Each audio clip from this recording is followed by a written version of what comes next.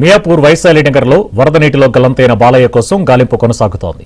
Hydraa NDRF బృందాలు అధునాతన కెమెరాల సాయంతో గాలిస్తున్నారు. నీటి ప్రవాహం ఎక్కువగా ఉండడంతో సహాయక చర్యలకు ఆటంకం కలుగుతోంది.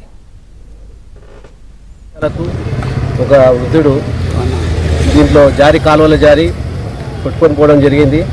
ఇది ముమ్మాటికి ప్రభుత్వ హత్యనే. ఏ విధంగా అంటే ఈ వర్షాకాలంలో ఇలాంటి కార్యక్రమాలు ఎప్పుడు మొదలు పెట్టుకోదు. ఎండాకాలంలో చేయాల్సిన పనులు భారీ వర్షాలు పడతాయని తెలిసి ఈ కార్యక్రమం గవర్నమెంట్ వాళ్ళు చేపట్టడం జరిగింది. కాబట్టి ప్రభుత్వము నిర్లక్ష్యం వల్లనే ఈ హత్య జరిగింది.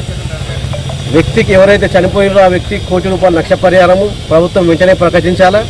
అదేవిధంగా ఇక్కడ పనిలో నిర్లక్ష్యం ఏవైతే వహించిన గవర్నమెంట్ ఆఫీసర్స్ ఉన్నారో వాళ్ళపైన సంబంధిత సెక్షన్స్ పెట్టి శిక్షించాలని చెప్పి తెలంగాణ రాజ్యాధికార పార్టీ తరఫు నుంచి మేము డిమాండ్ చేస్తున్నాం. హైదరాబాద్ లో వర్షాలపై మరింత సమాచారం మా ప్రతినిధి శ్రావణి అందిస్తారు. నిన్నటి నుండి మనం చూస్తూనే ఉన్నాము. వర్షం అనేది హైదరాబాద్ మొత్తంలో కూడా జిహెచ్ఎంసీ పరిస్థితుల్లో కూడా మనకి మోస్తారు వర్షం కనిపిస్తోంది. ఇక తెలంగాణ వ్యాప్తంగా చూసుకున్నట్లయితే భారీ వర్షమే నమోదైన అవకాశాలు అయితే ఎక్కువగా కనిపిస్తున్నాయి. నిన్న సాయంత్రం 5 గంటల నుండి మనకైతే వర్షం నమోదవుతూనే ఉంది. సో ఇంకా 2 రోజులు అంటే 48 hours అయితే ఇలాగే వర్షపాతం అనేది నమోదయ్యే అవకాశాలు ఎక్కువగా కనిపిస్తున్నాయి.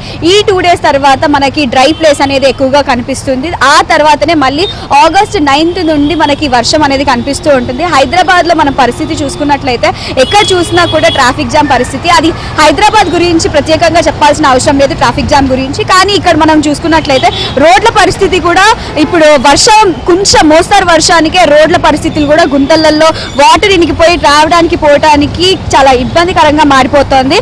సో వచ్చే వాహనదారులు వెళ్ళే వాహనదారులు అందరికీ కూడా ట్రాఫిక్ సిగ్నల్ వైపున వెళ్ళే ప్రతి ఒక్కరు కూడా ఇక్కడ మొత్తం గుంతలు ఉండడం వల్ల సో వాళ్ళకి ఇబ్బంది పడే అవకాశాలు ఎక్కువగా కనిపిస్తున్నాయి. మనం చూస్తున్నాం కదా. సో మనం ఇక్కడ ప్రెసెంట్ ఈ సిగ్నల్ దగ్గర అయితే ఉన్నాము. ఈ రోడ్ అంతా కూడా అండర్ కన్స్ట్రక్షన్ లో ఉండడం వల్ల మళ్ళీ డ్రైనేజ్ కోసం మళ్ళీ వాటర్ డిపార్ట్మెంట్ కోసం తవ్వడం వల్ల ఇది అలాగే ఉండిపోవడం వల్ల మనకి గుంతలు ఎక్కువగా కనిపిస్తున్నాయి. వాహనదారులకు అయితే ఇబ్బంది అయితే కనిపిస్తోంది.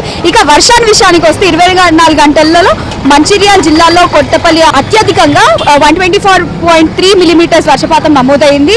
ఇక మనం తెలంగాణ వ్యాప్తంగా చూసుకున్నట్లయితే ములుగు, పెద్దపల్లి, జయశంకర్, భూపాల్పల్లి, కొమరంభీం, ఆసిఫాబాద్, భద్రాద్రి కొత్తగూడెం జిల్లాలో అయితే 80% నుంచి 130 మీటర్ల మధ్య భారీ వర్షపాతం అయితే నమోదైంది. ఇక హైదరాబాద్ మొత్తంలో చూస్తే అయితే మోస్తారు వర్షమే కురిసింది. మహేశ్వరం, బాలాపూర్, ఇబ్రహీంపట్నం, ఇక్కడ జూబ్లీ హిల్స్, మాదాపూర్, హైటెక్ సిటీ, మియాపూర్, చార్మినార్ తదితర ప్రాంతాల్లో అయితే వర్ష కురవడంతో పాటు వాతావరణం కూడా చల్లబడిపోయింది. సో ఈ వర్షం అనేది మనం చూసుకున్నట్లయితే ఇంకా 2 days ఉండబోతోంది. జస్ట్ నైట్ నుండి అంటే ఈవినింగ్ ఇప్పటి వరకు కూడా వర్షానికే మనము మోస్తారు వర్షానికే ట్రాఫిక్ జామ్ ఇబ్బందితో వాహనదారులందరూ కూడా ఇబ్బంది పడుతున్నారు. అదే కాకుండా మనం చూసుకున్నట్లయితే రోడ్ పరిస్థితులు కూడా అంతంత మాత్రానే అనిపిస్తుంది. జిహెచ్ఎంసీలో ప్రతి చోట్ల అంటే గల్లీల్లో తిరిగినట్లయితే మనం ఇక్కడ మొత్తం కూడా మనకి ఈ గుంతలతో ప్రాబ్లం అయితే ఎక్కువగా ఫేస్ చేస్తున్నారని చెప్పేసి పబ్లిక్ కూడా చెప్పడం జరిగింది. ఒక స్థానికులతో కూడా మాట్లాడి తెలుసుకుందాము. అండి, చెప్పండి, ఇక్కడ పరిస్థితి ఏ విధంగా ఉంది? నిన్నటి నుండి మనకి వర్షం అయితే అవుతూనే ఉంది. అండ్ ఇక్కడ మనం గుంతలు చూసుకున్నట్లయితే బస్సెస్ ప్రయాణిస్తున్నారు, వాహనదారులు అందరూ కూడా ఇక్కడ నుండి ప్రయాణిస్తున్నారు. మేడం, నిజంగా చెప్పాలంటే ఇది చాలా ప్రమాదకరమైంది. ఎందుకంటే మేము రెగ్యులర్గా చూస్తున్నాం, సుమారుగా డైలీ 5 నుంచి 10 మంది పడుతున్నారు. వాళ్ళకి నిజంగా ప్రాణాపాయ స్థితి ఉంది. కాంట్రాక్ట్ పని చేసుకొని తవ్వి వదిలేస్తున్నారు తప్ప మరి వాటిని ఏ విధంగా పూడికలు తీయడమే కాదు, దాన్ని పూడ్చే విధంగా కూడా ప్రభుత్వం చర్యలు తీసుకోవాలి.